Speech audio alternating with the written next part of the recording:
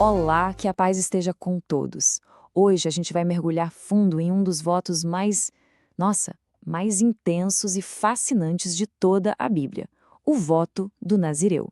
É uma verdadeira jornada de consagração que nos revela tanto sobre o que é santidade e o que significa de verdade se dedicar completamente a Deus. E olha só, logo de cara, a própria palavra de Deus já nos dá a essência desse compromisso. É importante a gente notar a ênfase aqui, não era um voto qualquer, era um voto especial, uma separação que partia da pessoa com um propósito muito claro e poderoso, se consagrar totalmente ao Senhor. Isso é de uma profundidade que toca a alma. E aqui tem um ponto que é fundamental a gente entender. O voto de Nazireu, ele não era uma obrigação para todo mundo. Pensemos nisso não como uma lei imposta, sabe? Mas como uma resposta de amor, uma resposta voluntária. Era um chamado que brotava no coração de um homem ou de uma mulher que desejava por um tempo um foco e uma dedicação exclusivas a Deus. A chave de tudo está na própria palavra hebraica, nazir, que significa separar, consagrar.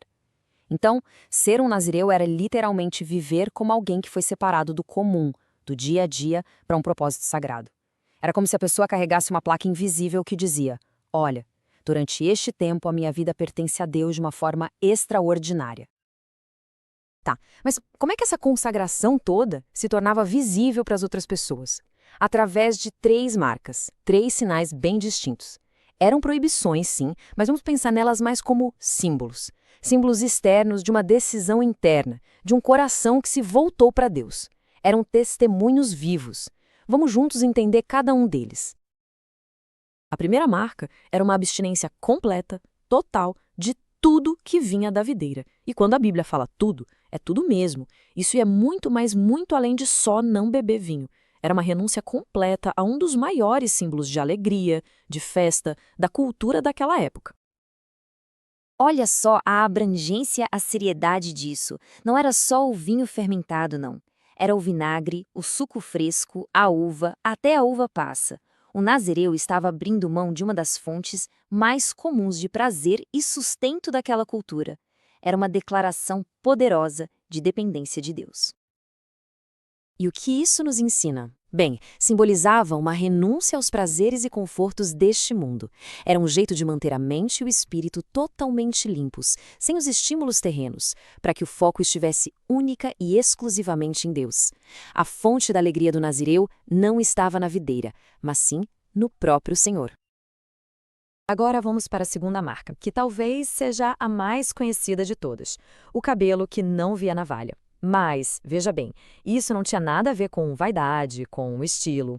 O cabelo comprido era, simbolicamente, uma coroa visível da consagração e da autoridade de Deus sobre a vida daquela pessoa. E a Escritura é muito clara, muito direta sobre isso. A frase, a consagração do seu Deus está sobre a sua cabeça, é de arrepiar, de tão poderosa. O cabelo era a prova física, era como um outdoor ambulante declarando que aquela pessoa estava vivendo debaixo de um voto sagrado. Então, o que ele representava? Representava a força que vinha não da pessoa, mas de Deus.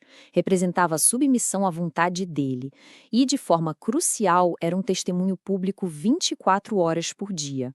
Para onde quer que o nazireu fosse, o seu cabelo declarava em silêncio: eu sou separado para o Senhor.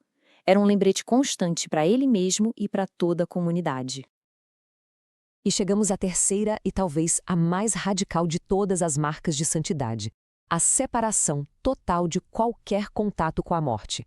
Isso ia direto ao coração da pureza, porque o voto era para o Deus da vida. E a morte é exatamente o oposto disso. Agora vamos parar para pensar um instante no quão radical era isso. A pessoa não podia se contaminar nem pelo próprio pai, pela mãe, pelo irmão ou pela irmã. O dever familiar mais sagrado, que era cuidar dos seus mortos, era colocado em pausa. E por quê? Porque a lealdade ao Deus da vida durante o tempo do voto era absoluta, superando até os laços de sangue mais profundos.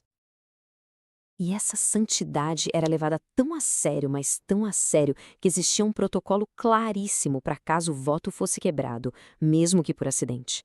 O processo todo para se restaurar mostra o valor imenso que essa consagração tinha para Deus. Esse caminho para a restauração era muito específico. Primeiro, o sinal da consagração que foi contaminada, o cabelo, tinha que ser raspado. Depois, sacrifícios eram oferecidos pela purificação. E então, o mais impressionante, o nazireu tinha que começar a contar os dias do voto do zero. Tudo de novo. A santidade precisava ser completamente restaurada. Mas e quando o período do voto finalmente chegava ao fim?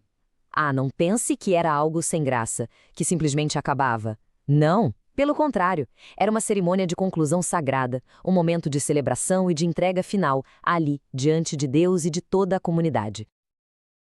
Vamos tentar imaginar essa cena. Que coisa poderosa! O cabelo, aquela coroa da consagração, não era simplesmente jogado fora. Ele era raspado e oferecido a Deus no fogo do sacrifício de paz.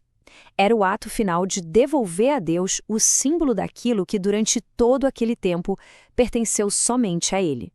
Um fechamento com chave de ouro para um ciclo de devoção. Então, o que a gente aprende com tudo isso? Quando a gente olha para essa prática tão antiga, o que ela nos diz hoje? Nós vemos muito mais do que regras e rituais. Nós vemos um princípio espiritual eterno, um legado sobre devoção que ainda fala muito forte aos nossos corações. No fundo, no coração de tudo, o voto do nazireu era exatamente isso, a manifestação externa de um desejo interno, ardente, de se aproximar de Deus de uma forma fora do comum.